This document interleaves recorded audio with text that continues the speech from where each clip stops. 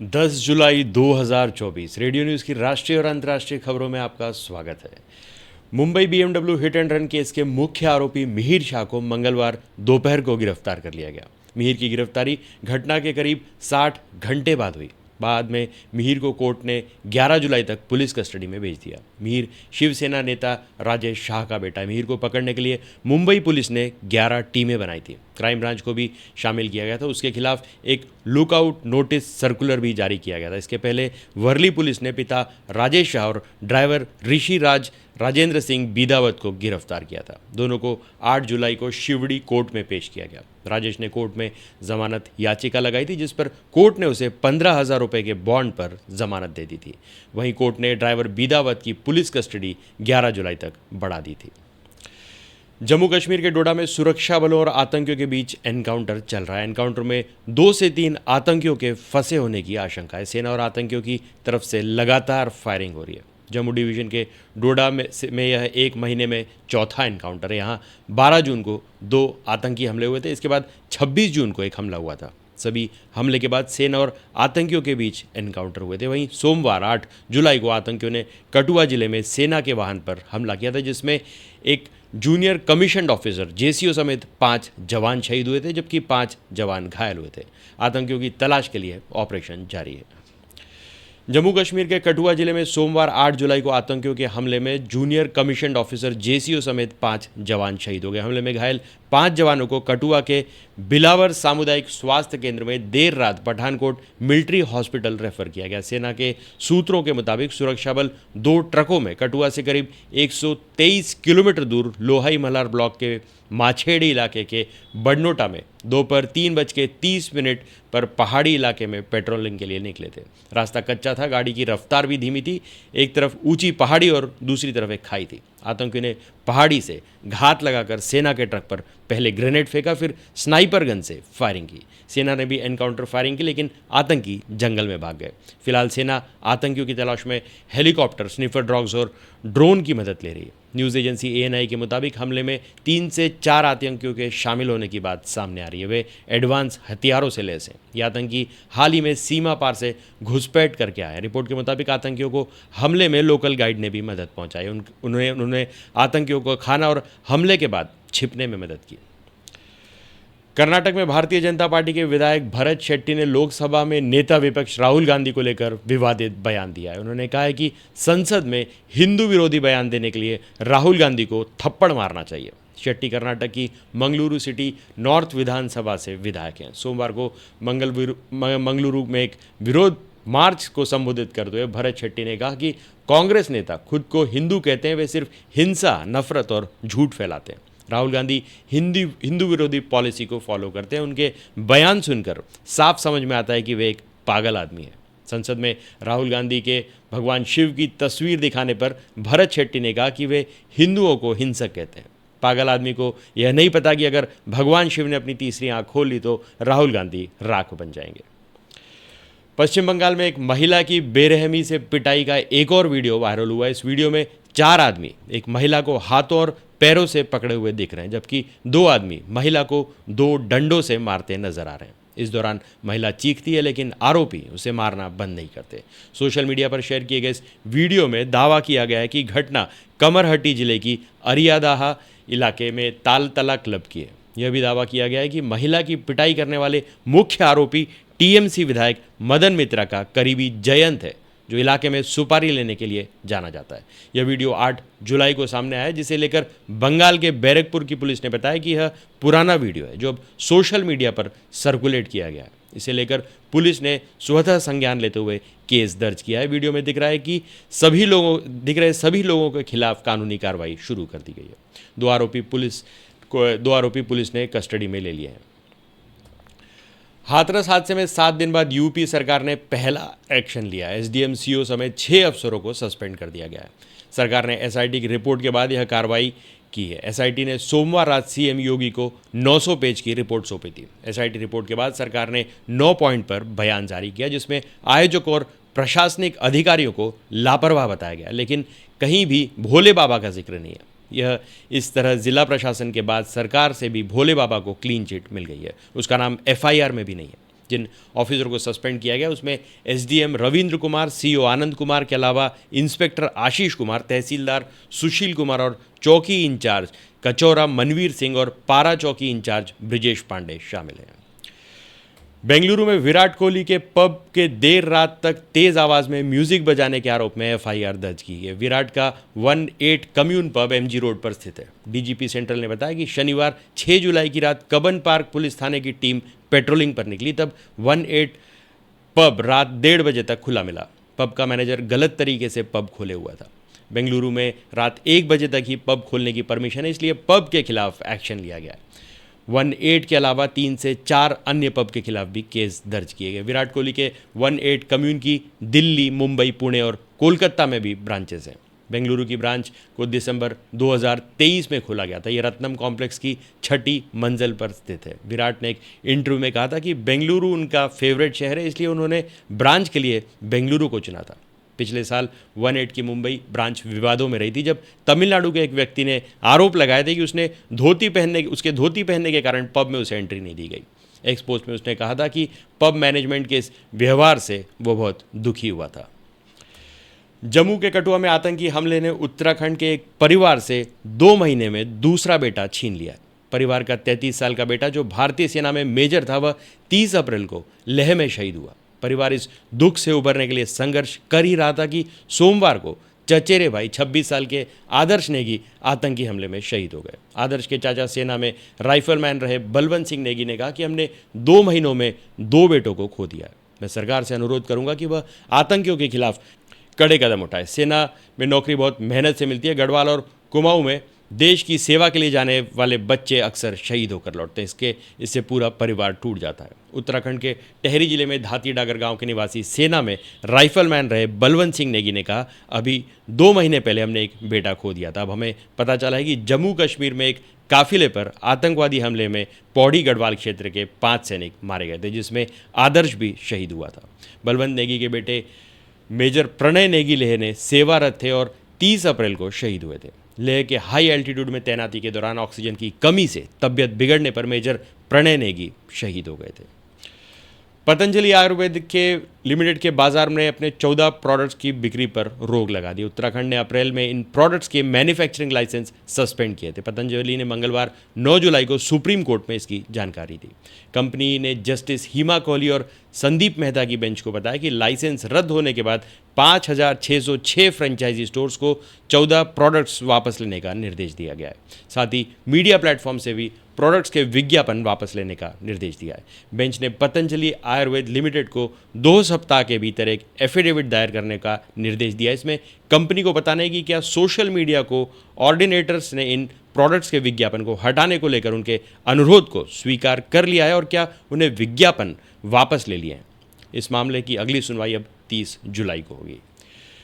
Delhi police की crime branch ने मंगलवार 9 जुलाई को इंटरनेशनल ऑर्गन ट्रांसप्लांट रैकेट का खुलासा किया। मामले में इंद्रप्रस्थ अपोलो अस्पताल की एक महिला डॉक्टर समेत 7 लोगों को गिरफ्तार किया गया है। क्राइम ब्रांच के डीसीपी अमित गोयल ने बताया कि इस रैकेट का मास्टरमाइंड एक बांग्लादेशी है। डीसीपी अमित गोयल ने बताया कि हमने एक डॉक्टर्स और रिसीवर को भी गिरफ्तार किया। रैकेट में शामिल रसेल नाम का एक व्यक्ति मरीजों और डोनर्स की व्यवस्था करता था। ये प्रत्येक ट्रांसप्लांट के लिए 25 से 30 लाख रुपए लेते थे। यह रैकेट 2019 से चल रहा था। इंडियन एक्सप्रेस की रिपोर्ट के मुताबिक गिरफ्तार महिला की पहचान 50 साल की विजया कुमारी के रूप में है, जो फिलहाल निलंबित है।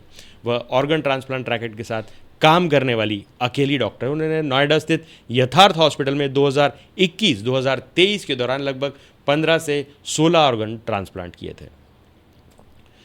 सलमान खान के मुंबई स्थित घर पर फायरिंग के मामले में नवी मुंबई पुलिस ने मकोका कोर्ट में 1736 पेज की चार्जशीट दाखिल की। इसमें लॉरेंस समेत 9 आरोपियों के नाम हैं। इनमें से 5 की गिरफ्तारी हो चुकी है। लॉरेंस पहले से ही अन्य मामलों में जेल में बंद है। इसमें बताया गया कि गैलेक्सी अपार्टमेंट पर फायरिंग करने वाले दोनों बाइक सवार सलमान को जान से मारने के इरादे से नहीं आए थे।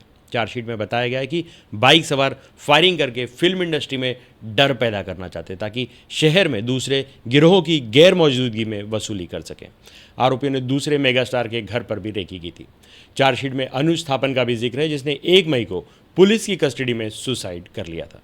चार्जशीट में सलमान का बयान है। उन्होंने कहा कि मुझे और मेरे परिवार को झूठ में निशाना बनाया जा रहा है। मैंने कुछ गलत भी नहीं किया, ये सारी चीज़ें मुझसे पैसे ऐंठने के लिए की जा रही है। उन्हें पहले भी धमकियां मिलने का उन्होंने जिक्र किया है। बेंगलुरु के एमजी रोड पर मंगलवार 9 जुलाई को सुबह करीब 9 बजे चलती बस में आग लग गई। बस में 30 लोग सवार थे। ड्राइवर ने समय रहते बस रोककर सभी को बाहर निकाल लिया, जिससे सबकी जान बच गई। फिर उन्होंने फायर ब्रिगेड को सूचना दी। राहगीरों ने बस में लगी आग का वीडियो बनाया, जिसमें बस से धुएं का गुबार उठता दिखाई दे रहा है, जबकि फायर ब्रिगेड के कर्मचारी उसे बुझाने की कोशिश कर रहे हैं। ये वीडियो सोशल मीडिया पर वायरल हो रहा है।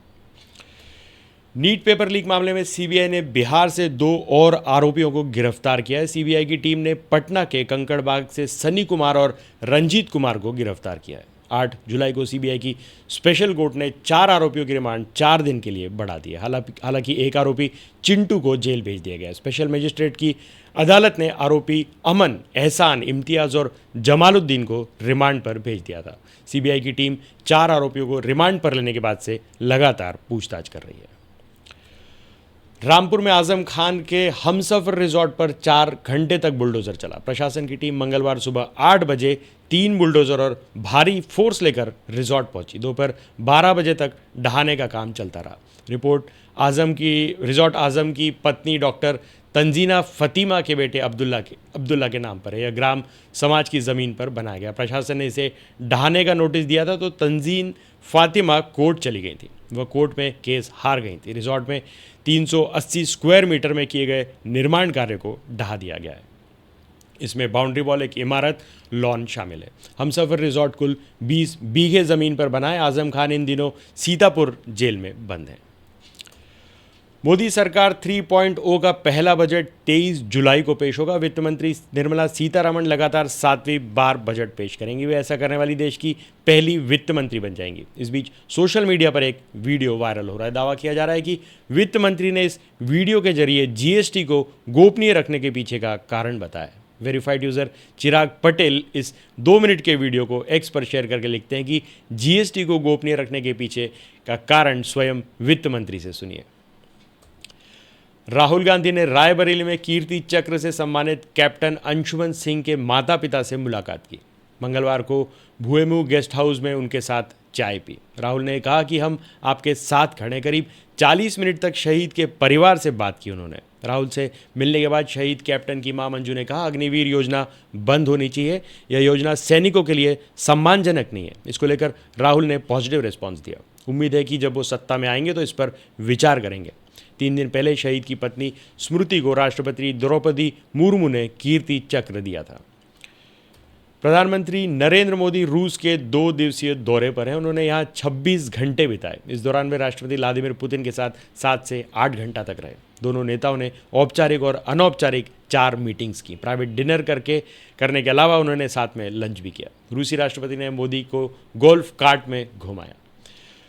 रूस ने मंगलवार 9 जुलाई को मॉस्को में प्रधानमंत्री मोदी को देश का सर्वोच्च सम्मान Order of Saint Andrew the Apostle से नवाजा। राष्ट्रपति व्लादिमीर पुतिन ने खुद उन्हें सम्मानित किया। ये सम्मान सबसे बेहतर काम करने वाले नागरिक या फिर सेना से जुड़े लोगों को दिया जाता है। इससे पहले मोदी 2 दिवसीय दौरे के दूसरे दिन राष्ट्रपति पुतिन के साथ शिखर वार्ता में भी शामिल हुए। उन्होंने कहा, एक मित्र के तौर पर मैंने हमेशा कहा है कि जंग के मैदान से शांति का रास्ता नहीं निकलता। बम, बंदूक और गोली के बीच शांति संभव नहीं होती। समाधान के लिए वार्ता जरूरी है। पीएम को इस बात के जवाब में पुतिन ने कहा, आप यूक्रेन संकट का जो हल निकालने की कोशिश कर रहे हैं, हम उसके लिए आपके आभारी हैं। पीएम ने बातचीत के दौरान आतंकवाद का मुद्दा भी उठाया और कहा कि आतंकवाद हर देश के लिए खतरा बना हुआ है। पीएम मोदी 5 साल बाद सोमवार शाम रूस पहुंचे। इस दौरान उन्हें गार्ड ऑफ ऑनर से सम्मानित किया गया। कुछ ही घंटे बाद मोदी पुतिन के पर्सनल आवास नोवो ओगारियोवो पर थे, जहां पर राष्ट्रपति ने उनका बड़ी ही गर्मजोशी से स्वागत किया। रूसी राष्ट्रपति ने भारतीय पीएम के लिए प्राइवेट डिनर भी रखा। मौके पर दोनों की अनौपचारिक बातें भी हुई। दोनों नेता दुभाषिए की मदद से एक दूसरे का हालचाल लेते रहे। पुतिन ने मोदी से कहा कि आपको देखकर बहुत खुशी हुई। डिनर के बाद पुतिन ने मोदी को गोल्फ कार्ट में बिठाया और उसे खुद ड्राइव किया। इसके बाद दोनों पार्क में टहलते हुए दिखे। 2 दिनों से रूस दौरे पर प्रधानमंत्री नरेंद्र मोदी राष्ट्रपति व्लादिमीर पुतिन से मिलने उनके निजी घर पहुंचे। इसका नाम नोवो ओगारियोवो है। यहाँ दोनों नेताओं ने प्राइवेट डिनर किया और कई मुद्दों पर अनौपचारिक बातचीत की। उनकी इस बातचीत के दौरान पुतिन के आधिकारिक आवास नोवो ओगारियोवो की लग्जरी तस्वीरें भी सामने आई। इन तस्वीरों ने खूब सुर्खियां बटोरी। कनाडा पुलिस ने मान लिया है कि पियर्सन एयरपोर्ट से गायब हुई अरबों रुपए की सोने की ईंटें अब नहीं मिल पाएंगी। पिछले साल 17 अप्रैल को टोरंटो के पियर्सन एयरपोर्ट पर कनाडा कार्गो टर्मिनल से सोने की 6,600 ईंटें चोरी हो गई थी। पुलिस को सोने की इस सबसे बड़ी चोरी का 3 दिन बाद पता चला। सोने की इन ईंटों का वजन 400 किलो था। इन ईंटों की कीमत तब भारतीय रुपये में करीब 121 करोड़ थी। ये चुराई गई सोने की ईंटें आज तक वापस नहीं मिल पाई हैं। कनाडा पुलिस ने आशंका जताई कि ये सोना भारत से दुबई पहुंच गया होगा। भारत और रूस का रिश्ता सिर्फ पॉलिटिक्स या डिप्लोमेसी या फिर इकोनॉमी का नहीं है, बल्कि ये कुछ ज़्यादा ही गहरी चीज़ है। दिसंबर 2023 में एस जयशंकर रूस के दौरे पर पहुंचे थे। उन्होंने ये बयान तब दिया था। अब ऐसे वक्त में जब पश्चिमी देशों ने रूस को अलग थलग कर दिया है, प्रधानमंत्री नरेंद्र मोदी रूस जा रहे हैं। भारत और रूस की ये दोस्ती 77 साल पहले तब शुरू हुई थी, जब आज़ाद भारत में पहले रूसी राजदूत ने पैर रखा था। फिर ऐसा वक्त अभी आया जब भारत को बचाने के लिए रूस ने अमेरिका और ब्रिटेन के खिलाफ अपने जंगी जहाज़ भेज दिए थे। पहली बार भारत ने विजय लक्ष्मी पंडित को रूस का राजदूत बनाया था। वहीं रूस के किरिल नोविकोव को भारत का राजदूत बनाकर दिल्ली भेजा गया था। ये तस्वीरें उसी वक्त की हैं जब वे दिल्ली एयरपोर्ट पर अपनी पत्नी और बच्चों के साथ उतरे थे। यही वो दिन था जब भारत रूस के रिश्तों की अटूट नींव रखी गई थी।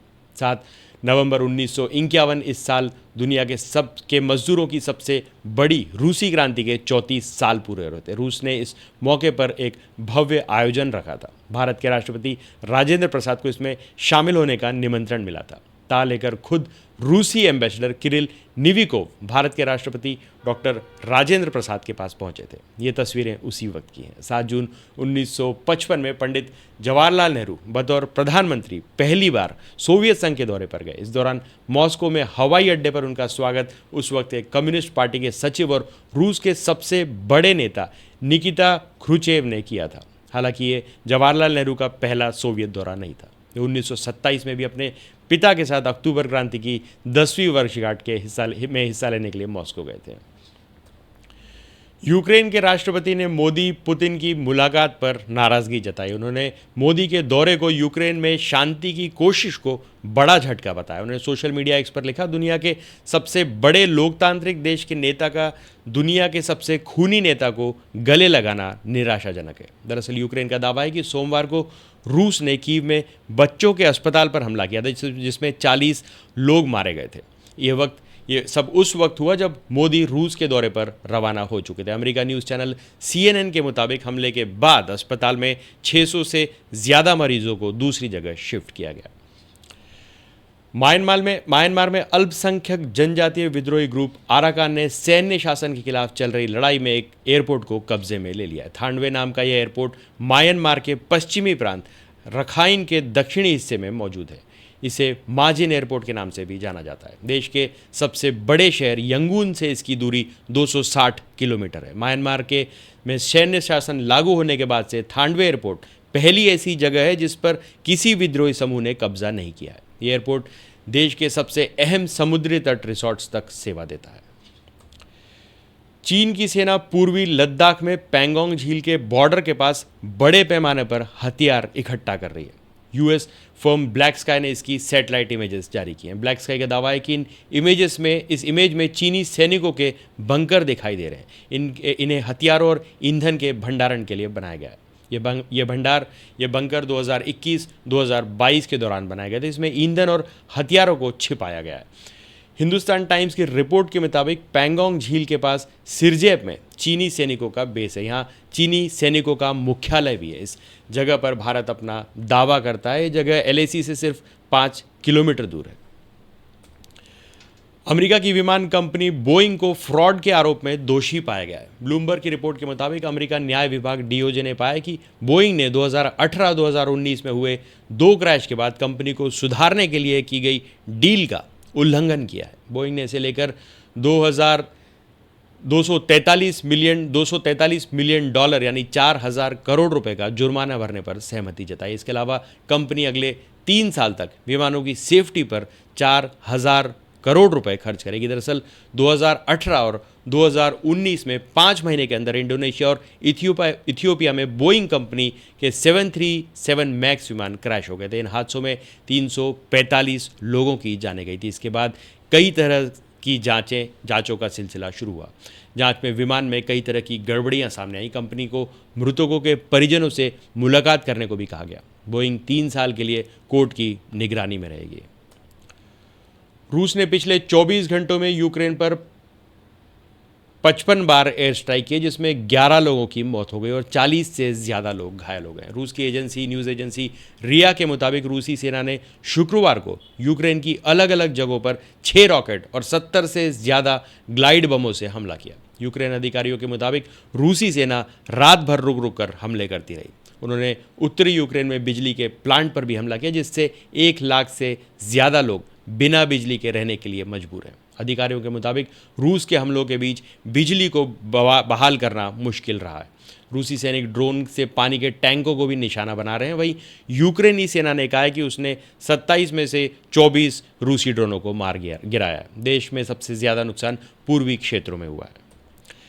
इजरायली सेना ने शनिवार को गाजा में एक स्कूल पर एयर स्ट्राइक की, जिसमें 16 लोगों की मौत हो गई और 75 से ज़्यादा लोग घायल हो गए। अल जजीरा की रिपोर्ट के मुताबिक ये स्कूल संयुक्त राष्ट्र यूएन का था, जहां शरणार्थियों को रखा गया था। स्थानीय लोगों के मुताबिक इजरायली सेना ने पहले स्कूल को चारों ओर से घेरा और फिर उस पर हमला कर दिया।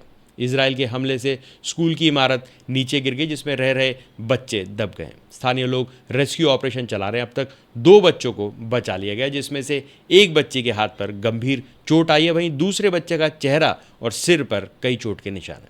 यूएन की रेस्क्यू टीम के मुताबिक पिछले महीने भी इजरायल सेना ने एक स्कूल को निशाना बनाया था। तो आज के लिए बस इतना ही। तब तक के लिए हंसते रहें, मुस्कुराते रहें, स्वस्थ रहें, व्यस्त रहें और मस्त रहें। और जी हाँ, चैनल को भी ज़रूर सब्सक्राइब करें। धन्यवाद।